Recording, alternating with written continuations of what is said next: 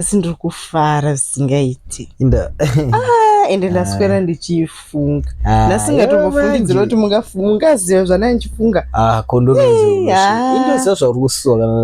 Especially pepe pamazouya mukandishedza mukandipa. Waifarira.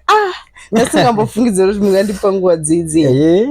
Ende ndanakirwa. Ndokuti rudo inde zvazvaonora. Ende ndanakirwa. Ende ndaswera ndichifunga mufunge. Nanchiziva. Masi mazviziva sei kuti ndaswera ndichifunga. Ndaona zvangu time ndabuda kuenda kubasa uchindaita sengati munaruda surprise I think. Ameno kana ingeri surprise kana kuti chia asi mandigonera. Wanakirwa nayo. Ndanakirwa. Mandigonera singaiti. Zvaramba zvichiitika. Apa mugona ndaswera ndichingoifunga. Ugooneka zvaitika ka. Une luck risingamboite. Ndati ndichibuda mumini road mama chibva kubasa mva naona nzimbe dzewhite dziandopa dziri.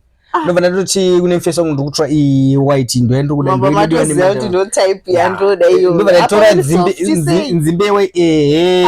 ndakanatenga nzimbe white ndimenyera ndozvazondinakidza andazoti nzimbe unodzifarira ende mai ndabva ndatenga iri 1 bandaigura grocery bag manaona kuti ndakusvika wagara panze ndikati gari mudani azvidyire nzimbe yakandanakidzwa ndosana kuti uya mandatora ngubanga rangu ndakumenyera wanakirwa chete nzimbe dzado dzinorimwa kumusha mugadi zvokofadza mai ukaona ndichitenga nzimbe ndinge ndichitofunga kumusha paipa apa ndasingatombofunga ndozoti unoida asingamboita nzimbe aiwa mandifadza ndozoti unoida nzimbe